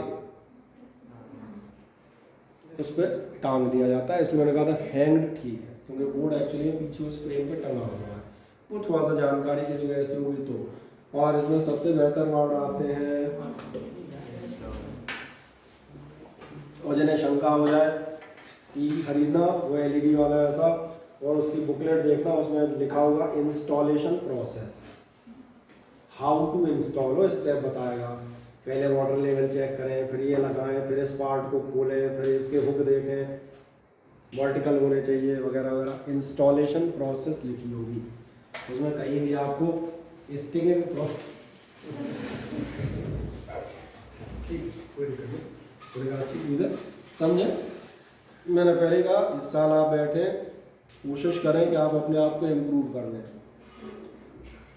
तो मैं रिपीट कर देता हूँ, मुझे ये बहुत अच्छे से मालूम है, जितने लोग बैठे हैं इनमें से कुछ अपने को इम्प्रूव कर ले जाएंगे, और जितने कर ले जाएंगे बस उतनी ही हमारी आवश्यकता है, ठीक है ना।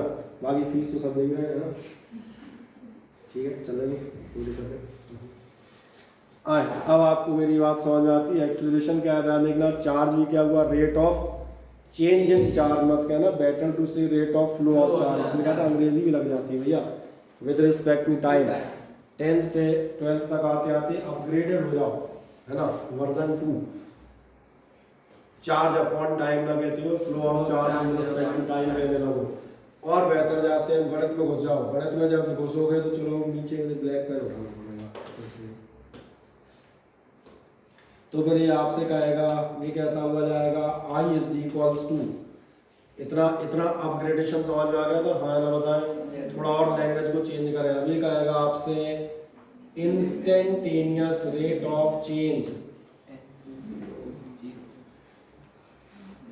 2 घंटे की करंट में कितना चार्ज निकला वो नहीं देखना है, कितना देखना है बिल्कुल 0.1 सेकंड में कितना निकला। तो instantaneous rate of flow of charge, instantaneous दिख गया, और बाकी तो rate of flow of charge है, तो वो तो आपका। और इतना जब लिखोगे तो इतना काय के लिए लिख रहे हो, छोटा करके लिख दो ना यार। और छोटा करके तुम क्या लिखोगे, तुम लिख दोगे dq/dt, दैट्स ऑल। नहीं आई मेरी बात समझ में? हाँ ना बताओ। बस ऐसे 3 एग्जाम्पल खुद ही से लिखवा देता हूँ, और बाकी अपने आप, बाकी एग्जाम्पल चिंता मत करना। ये एग्जाम्पल अपने हर चैप्टर में 3 आएंगे। मेरा कहना है यहाँ से कुछ सीख लो, फिर वहाँ पे अपने आप तो नहीं आ रहे हैं, तो बिना उन्हें काम ही चलना। आ जाओ, हम कहाँ थे? एक्सेलरेशन लिख दिया था क्या? कुछ नहीं लिखा, एक्सेलरेशन लिख दो।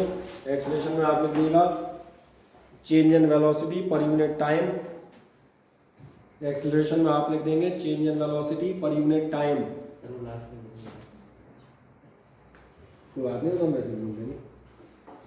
एक्सेलरेशन में आपने क्या लिख दिया? Change in velocity per unit time, यानी a is equals to delta v upon delta t।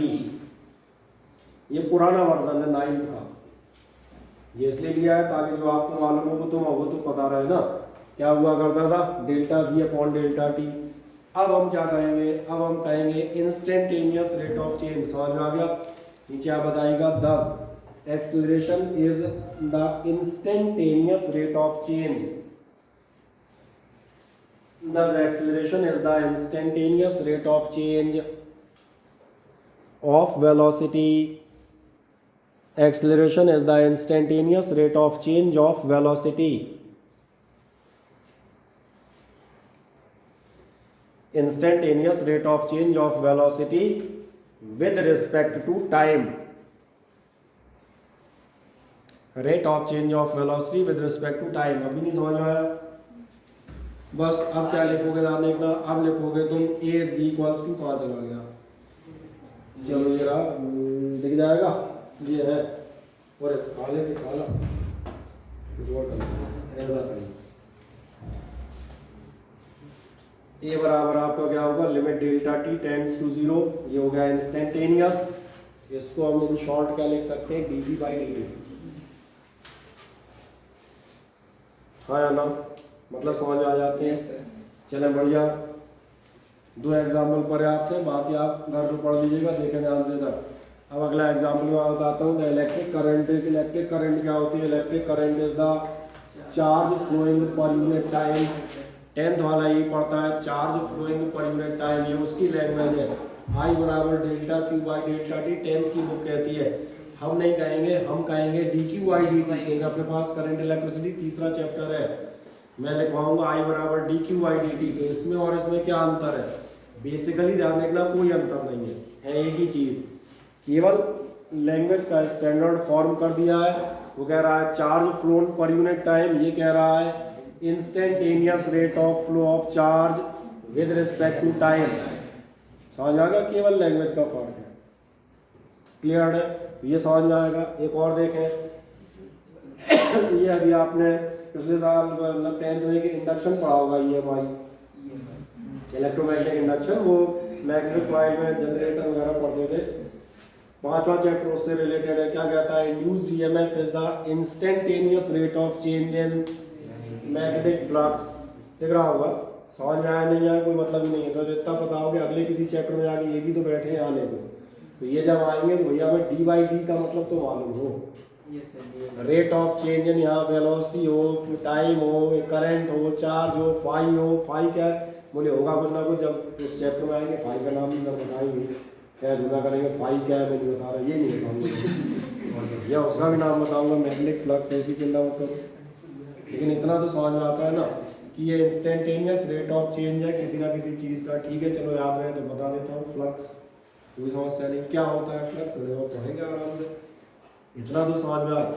और जब इतना समझ में आता है तो फिर एक खास बात और आती है। चलो एक मैक्सिमम मिनिमा इसके बाद आपसे डिस्कस करेंगे आराम से। पहले आपसे एक खास बात डिस्कस की जाए और वो है इम्पॉर्टेंट फॉर्मूले। सबसे खास बात ये है कि जो आप डिफरेंशिएशन करेंगे ये तो तय करना पड़ेगा। तो मैं इसी साल के 2-3 एग्जाम्पल बता दिए। इसके लिए क्या कुछ फॉर्मूले भी हैं तो बिल्कुल है, तो एक हेडिंग डालें इम्पॉर्टेंट फॉर्मूले, ठीक। और अभी इम्पॉर्टेंट फॉर्मूले के नाम पे आप सिर्फ 3 लिख लें।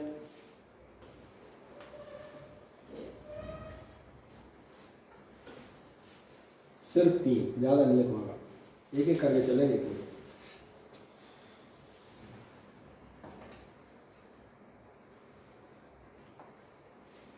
ये टेंशन मत लेना, लिखवा नहीं रहे। ये वीडियो तुम्हारे पास जाएगा, नहीं भी लिखवाऊंगा तो वीडियो में देखेंगे यार, छुपा थोड़ी दूंगा उसको, हाथ रख ली प्रिंटेड शीट चली जाएगी। यार तुम सब 3 ही को लिखवा रहे हो, बाकी कहाँ होंगे? मैंने बोला है उनके बीच आ जाएंगे। 3 लिख दो जो मैंने कहा, साइन एक्स कॉस एक्स और एक एक्स की पावर एन। 3 लिख दो, बाकी हम देखेंगे आराम से। क्या 3 लिख दिए? हाँ ना बताओ। ठीक है, जब आप 3 फॉर्मूले लिख देते हैं तो एक हम बहुत सिंपल सा सवाल ले लेते हैं। मान चले मैं सबसे पहले लेता हूँ आपके लिए एक सवाल एक्स की पावर 10, ठीक। क्या क्वेश्चन है आपका? क्वेश्चन जरा देखें, क्वेश्चन दिख रहा है क्या है? Differentiate with respect to x. अब मेरा बहुत देर बाद ये सवाल है, डिफरेंशिएट का मतलब तो समझ में आ गया था।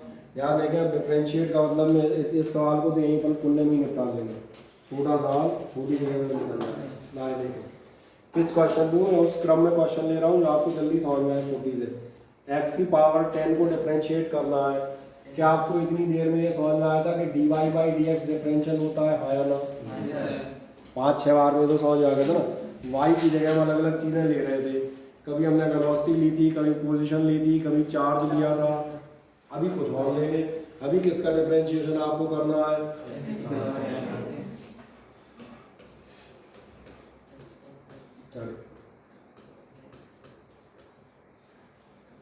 Differentiate with respect to x, differential करेंगे। डिफरेंशियल मतलब आप पता है रेट ऑफ चेंज कह रहे थे, किसका करना है?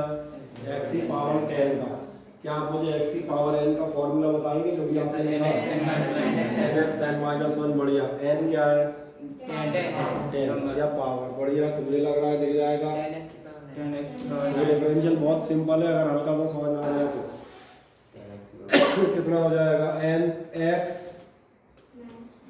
सही कह रहे हैं आप, 9 ही हो जाएगा। तो मैंने इसलिए लिख दिया कि आदमी को दिख जाए पहली बार में। कर दें और है क्या खत्म, शुरू होने से पहले खत्म हो जाएगा।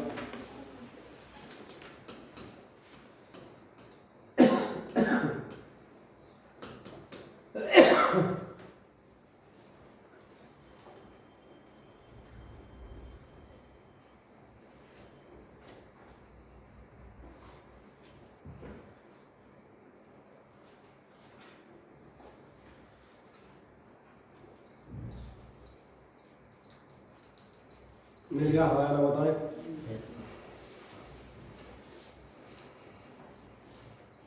एक बार इसको करते हैं, y is equals to 1/x³।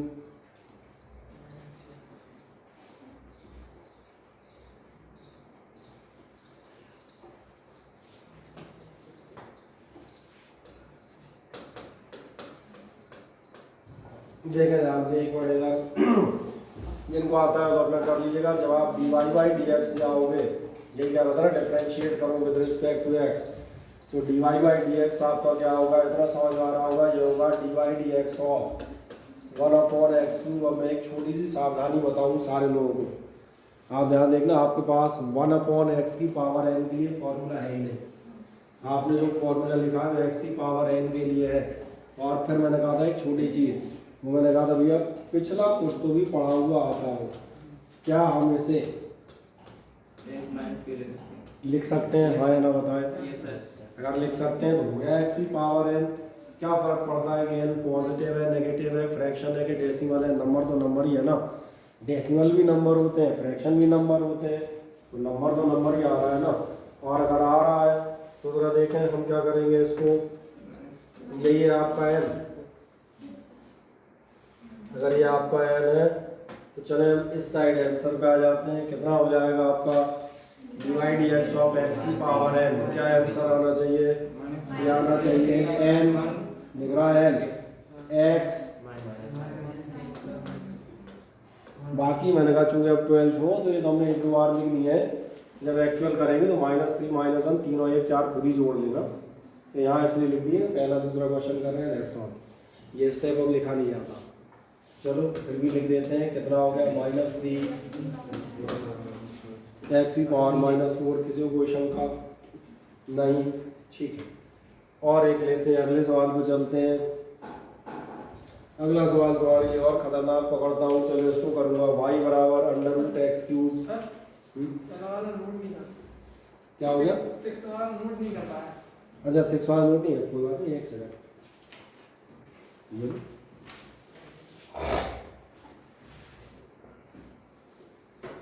पहले बता दें समझ में आ गया कि नहीं आया? हो गया, बढ़िया।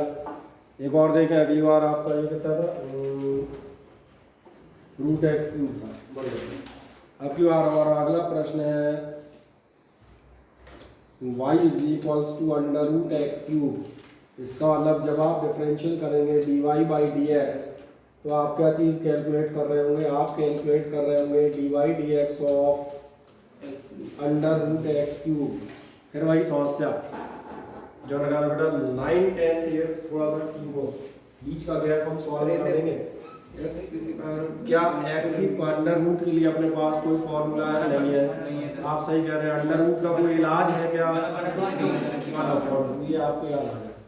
तो इसलिए अब आप इसको एक काम करेंगे, आप करेंगे dy/dx ऑफ x की पावर 3/2। और मुझे बहुत ध्यान से सुनिएगा क्योंकि सिर्फ लिखते जाने से कुछ नहीं होगा।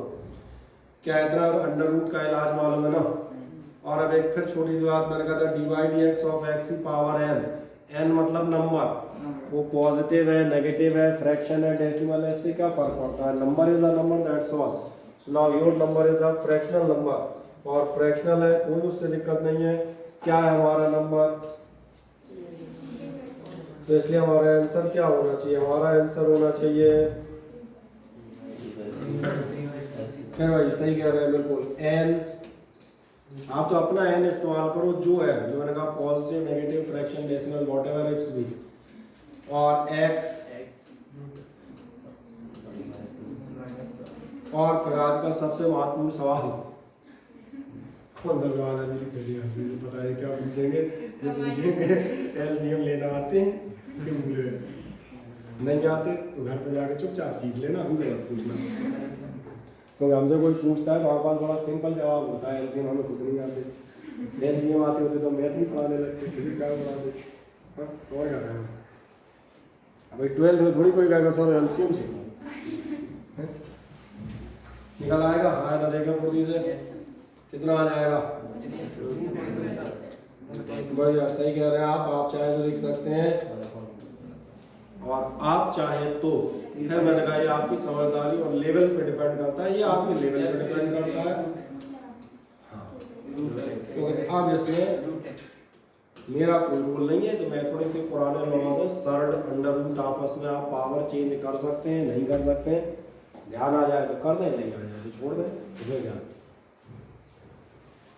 अब कोई परेशानी, मेरा जो काम था, मेरा काम तो यहाँ पे था कि आपको ये समझ में आता है यानी डिफरेंशिएशन, इसके बाद पूछूंगा, बताए हो जाएगा? यहीं पे बता 3/2x। पहले देखें क्या ये √, को कन्वर्ट करना समझ में आ गया था? बस तो आप देखें अपना n ये है ना, आपको आज जो फॉर्मूला x की पावर n के लिए है, और अपना n ये है, n मतलब नंबर। और मैंने नंबर में पहले आपसे कह रहा हूँ, इस बात की चिंता मत करना, पॉजिटिव होगा तो क्या होगा, नेगेटिव होगा तो क्या होगा, ये तो मैं जबरदस्ती बनाते हैं। नंबर नंबर होता है, नंबर पॉजिटिव था तो भी हमने वही लिया था, नेगेटिव था तो भी वही किया है, n x n-1। Number fraction हो जाएगा तो भी वही कर रहा हूँ। क्या फॉर्मूला है आपका? फॉर्मूला बताएं। nx n-1। हाँ भाई चलो, पावर क्या बोलना, सिंपल बोल देता हूँ ना, nx n-1। देख लो n x आप कहेंगे डेसिमल आ गया 1.72 तो आ जाए, मुझे तो वो भी नंबर ही दिखता है भैया। तुम अलग अलग आकार प्रकार के छोटे मोटे है ना,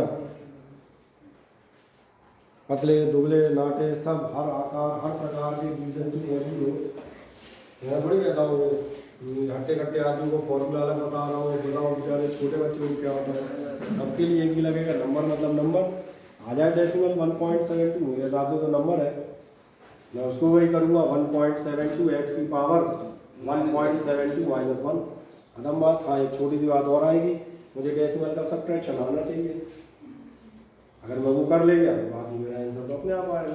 कहाँ जाएगा बताएं, कोई दिक्कत किसी को किसी कहीं से कहीं तक नहीं है तो चलो ले आते हैं। दिक्कत ऐसी क्या बात है, बताया करो ट्राई। जब तुम्हें लगे दिक्कत नहीं है तो मुझे बता देना। अपने पास बहुत सारी दिक्कतें रेडीमेड रहती हैं, कोशिश करें, चिंता न करें, चिंता मत कीजिएगा कैसे होगा, तुम कोशिश करना। जो तुम पढ़ चुके हो पर्याप्त है, जो हमने अभी अभी पढ़ा है वो इस क्वेश्चन को सॉल्व करने के लिए पर्याप्त है, इतना विश्वास रखिएगा। ठीक है, इस क्वेश्चन को मैं इस साइड भी लिख देता हूँ ताकि मैं भी जरूरत पढ़ने को सॉल्व कर सकूँ। ये आपका y is equals to root x plus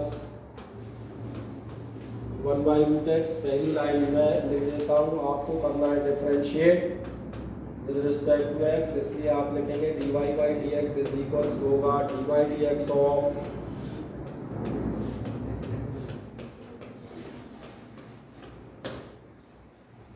और मजे से प्रयास करें कहीं भी। चलो बढ़िया, वेरी गुड।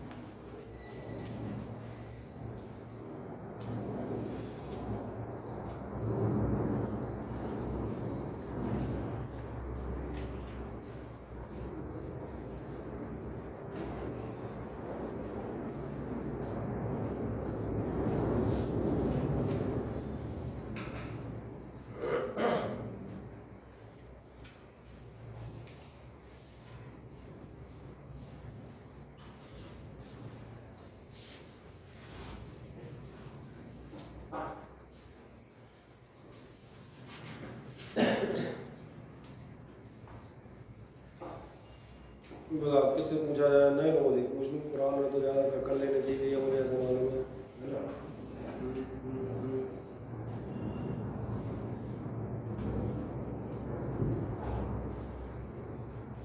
हो गया, नहीं हुआ, नहीं हुआ, कहाँ दिक्कत आई देखिए जरा, दिक्कत बताओ फिर मैं उसको निकाल दूँगा।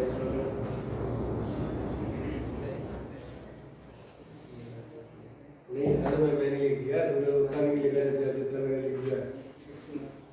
अरे पहले वहाँ तक तुम जाओ, उसके बाद जाओगे ना। हाँ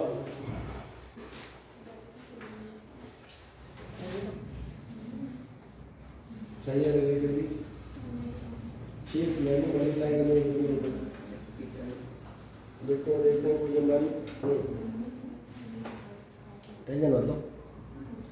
क्या है इसलिए आ रहा हूँ तो देख रहा हूँ, क्या जब तक गड़बड़ियाँ नहीं देखूंगा तब तक ये नहीं पता चलेगा ना कि आपका इलाज किस लेवल पर करना है, करना भी है कि नहीं करना है ना। चलो इसमें अगर एक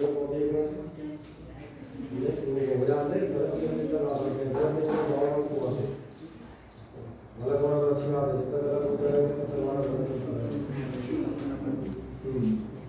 सही बात है, मेरे लिए भी आप सही जा रहे हैं। ठीक है, चलो इसका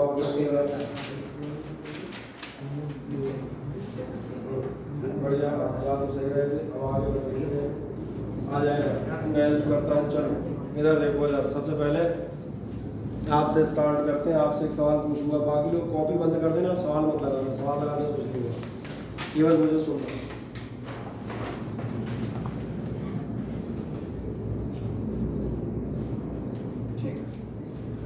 मुझे दो बातें बताओ, क्या नाम क्या था आपका? मुझे राजकुमार जी, ठीक है। मुझे बताएं पहली बात तो क्या ये क्वेश्चन समझ में आ गया था आपको? हाँ ना, बढ़िया। ये समझ में आ गया है, कंफर्म, बढ़िया। और क्या ये समझ में आ गया है? ठीक है।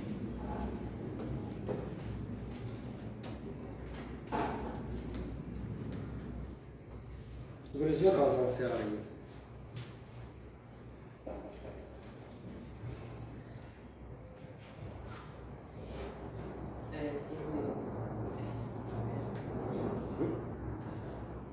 अब मैं तो एक बात बताता हूँ, अच्छी बात है, इसलिए मैं पूछ रहा था, इसलिए मैंने कहा था कम से कम एक हफ्ते हमसे चर्चाएं करते रहना बताओ, पूछने में झिझकना नहीं, क्योंकि मैं आपको आपकी कमियां बता दूंगा। मैं रिपीट कर देता हूँ, मैं उन टीचर्स में से नहीं हूँ जो आपको बटरिंग कर देंगे या हमें देख रहा मैं नहीं आ रहा, हमें आप बता देंगे देखो ये है सॉल्यूशन, तुम लिख लो, तुम खुश हो गए, अपन ने कर लिया। मैं तो सिर्फ इतना बताऊँगा कि तुम कह रहे हो तुम्हें समझ में आ रहा है, तो समझ में नहीं आ रहा, क्योंकि वो तुम्हारे लिए ज़्यादा ज़रूरी है।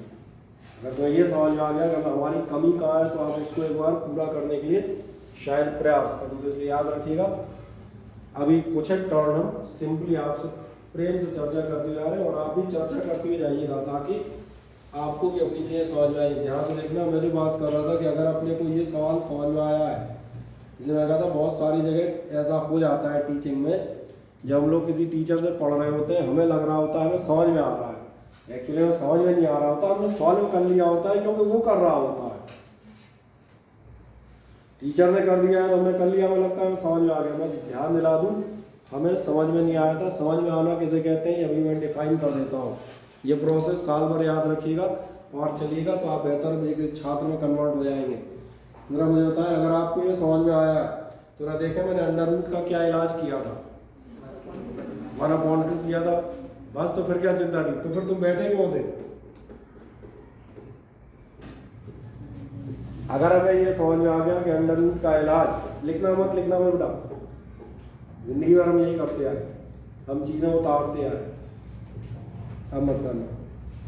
अब पहले प्रयास कर लेना, बाद में लिखेंगे, बिना लिखे भी चलेगा, कोई दिक्कत नहीं आएगी। अगर समझ में आ गया होगा तो फैक्ट ये है कि लिखने की जरूरत ही नहीं पड़ेगी। सही बोल रहा हूँ ना? जो मैं पहली बात कर रहा था उसको ध्यान से देखो। अगर अपने को समझ में आया है कि अपन अंडर रूट का एक ही इलाज करते हैं, और वो इलाज क्या होगा, तो कितनों को समझ में आया कि हाँ हमने ये काम अभी किया था? तभी मैंने कहा था जितना पढ़ा दिया है वो सफिशिएंट है, बस ये देखो कि तुम्हें क्या समझ में आया है और क्या नहीं। और एक्चुअली इसको समझो कि समझ में आना किसे। नेक्स्ट, इसका क्या होगा? 1/पावर नेगेटिव होगी। अभी नहीं ध्यान आया, फिर ऊपर दिखाऊंगा, जस्ट वही समझ लिया। तो इसका मतलब ये कितनी हो जाएगी? पावर 1/2 ये भी दिख रही है, लेकिन ये हो गई पावर। इसमें कहा लिखना कुछ मत, क्योंकि अब जो कुछ होगा वो तो बोलने से ही होगा और केवल सुनने से। अब समझ में आता है या नहीं, अब मुझे बताना।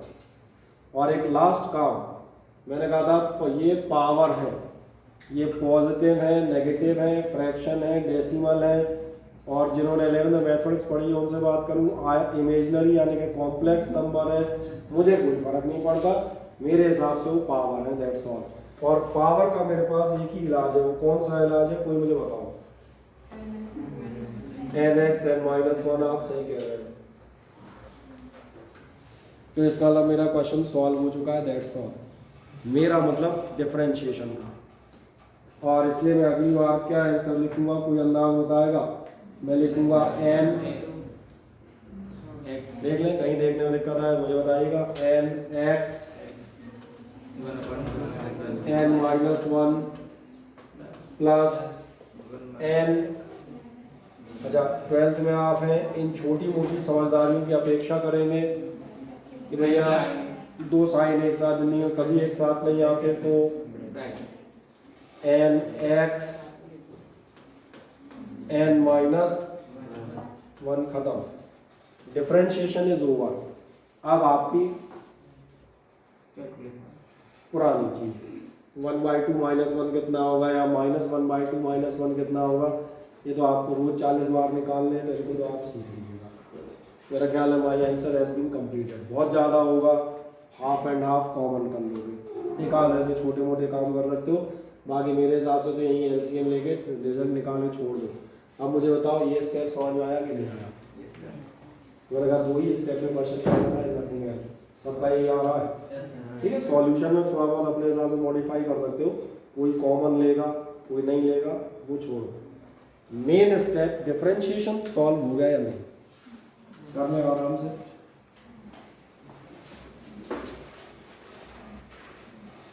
कोई दिक्कत है इसमें?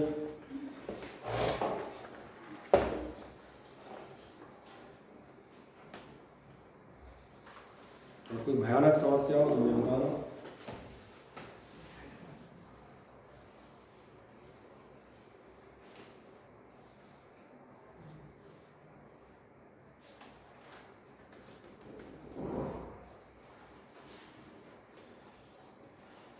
ठीक है। और तुम्हें एक HW भी देना है क्या? कुछ नहीं, HW में तुम्हारा क्वेश्चन ये है ना, मैं लिख दूंगा तो एक आप यही निकालेंगे आप। चलो फिर भी लिख तो दो, लिखने में क्या बुराई है। ये तुम्हारा होमवर्क है, dy/dx of x minus 1/√x। कर लोगे? Yes sir. बस लिख दो केवल, मैं एक अगला क्वेश्चन सॉल्व कर देता हूँ, फिर 1 मिनट बाद मैं छोड़ता हूँ।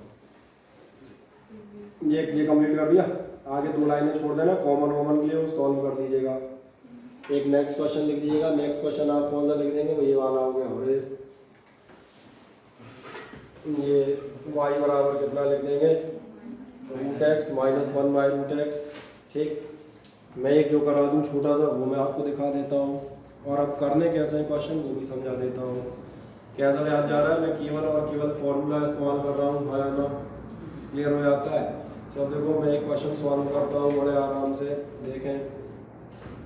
इसलिए कहा था आप सिर्फ मुझे देखिएगा। चलो कौन सा क्वेश्चन ले लें खतरनाक सा, ये यही वाला ले लेते हैं बड़ा सा। y बराबर पता नहीं क्या क्या, ठीक है। कुछ मत लिखना है इधर, देखो लिखने के लिए तो मैं कल शीट दूंगा अगले टर्न में, तो आप कर देंगे। केवल इतना हिस्सा मुझे कल ध्यान रखिएगा। 3 sin x plus 5 cos x minus 2 tan x। ना होता है ना, तुम्हारे पास फॉर्मूले के tan x हम 1 सेकंड बाद बता देता हूँ।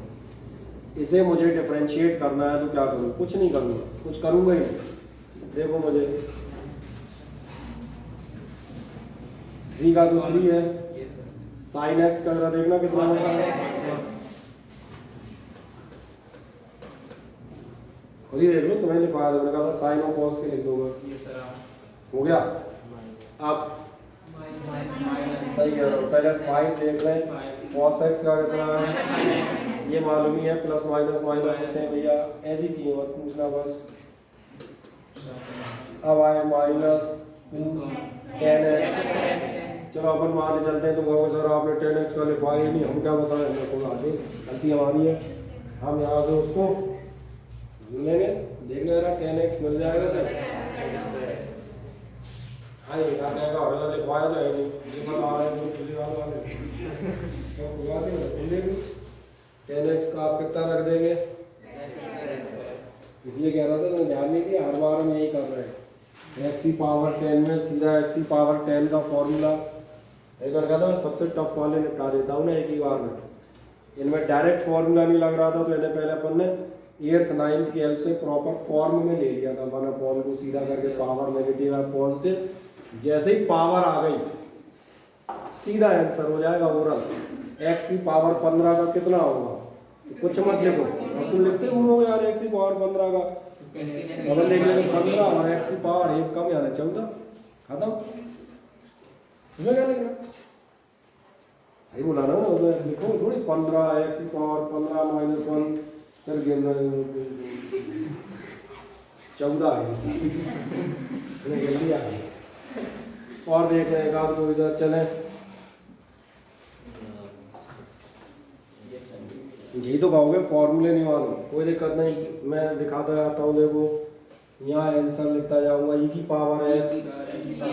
चले बढ़िया, बहुत सारे को मालूम है, जिन्हें नहीं मालूम वो जरा इस पे कहीं निगाह खोजें। 7वें 8वें नंबर पे होगा e की पावर x, 8वें पे डिफरेंशियल ऑफ ई की पावर एक्स कितना होता है? ई की पावर एक्स।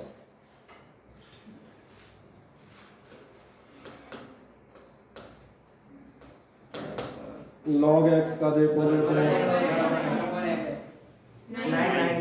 9। ठीक है।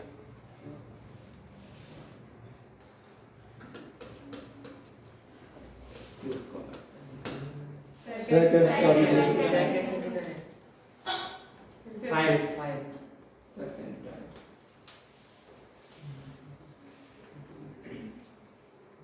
चलो यहाँ बन जाएगा, इतना तो बन जाएगा, इसको देना चाहिए। बढ़िया। इसलिए अब आप मुझे छोड़ें, मैं आपको एक बात बताता हूँ, बहुत सिंपल सी। नंबर 1, एक तो आप ये ध्यान दीजिएगा, जो लोग नए हैं, जिन्होंने 11th नहीं पढ़ी, उनको बेटा बताऊँ, ऐसा ध्यान जा रहा होगा। इनमें से कुछ बदतमीज टाइप की लड़कियां हैं जो देखो सवाल करने से पहले फॉर्मूला बताने लगती हैं। तो बस ये मान चलना, यही है तुम्हारी कंप्यूटर। ये जब तुम एनडीए में घुसने जाओगे, जब तुम सीजीएल में घुसने बैठोगे, जब तुम एसआई की भर्ती की उसके बारे में सोचोगे, जब तुम यूपीएससी का फॉर्म भरोगे, ये तुम्हें पीछे से खींच के तुम्हारी पोस्टर ऐसे खींच लेंगे, घर पहले हम जाएंगे, हटो। ये हकीकत है, ये तुम्हें समझ में आ जानी चाहिए 2 मिनट के अंदर। सही कहा ना मैंने? ये हकीकत आप बिल्कुल समझ में आ जाए कि अगर यहाँ यहाँ चले बोल रही है आपसे पहले, तो आज नहीं बोल रही, आपकी परम शत्रु यही है। मेरी जिंदगी में जहाँ अवसर मिलेगा वहीं ये तुम्हें खींच के धीरे से एक किनारे करके खुद निकल जाएंगे, तुम डरे रह जाओगे। ये मैंने तो साफ बता दिया। गलत बोला सही बोला? इसलिए मैंने कहा पहला जो काम है रिकवर करें। पहले तो आप इनसे बराबर पे आए, फिर इनसे आगे निकलने के बारे में तो सोचते रहेंगे। कम से कम एटलीस्ट बराबर पे आ जाए। दूसरा बता दूँ, ये कहीं अतिरिक्त नहीं बोले, इन्होंने लास्ट ईयर पढ़ा था, इन्हें याद था। अगर आप चाहते हैं इनकी बराबर पे आ जाए तो कोई और तरीका नहीं है, इन्हें याद है, आप याद कर लो, खत्म बात। जो ये दूसरा मेथड थोड़ा ना लगता है, ये थोड़े अच्छा सर बोले आपने, इसे बता दिया, यही है वो। ध्यान से देखिए, यही वो लड़की जो मेरे यूपीएससी एग्जाम देते समय आड़े आई, कल ही मंगवा देता हूँ। ये और बात हो गई, ऐसी 500 लड़कियाँ देश में और मिल जाएंगी, एक पूरी मिलनी है कि नहीं? रास्ते से हटाने का मतलब ये थोड़ी फिजिकली हटाओगे, रास्ते से हटाओगे तो मानसिक तौर पे हटाना पड़ेगा। तो मैंने एक नहीं है, हज़ारों है। जैसे मैंने कहा था, इन्हें याद है, आप इनको कवर अप कर सकते हैं। आप अगले 1 आध दिन में याद कर लें, मैं अगले टाइम में शीट दूंगा, उसके बाद आप अपने को स्टार्ट मान के याद कर लें, कोई दिक्कत नहीं आएगी। ठीक है ना? जनरली समझ में आ गया होगा। अगले टर्न में शीट्स कलेक्ट करें और अब सवाल लगा के प्रॉपरली जोड़ जाए। ठीक है ना?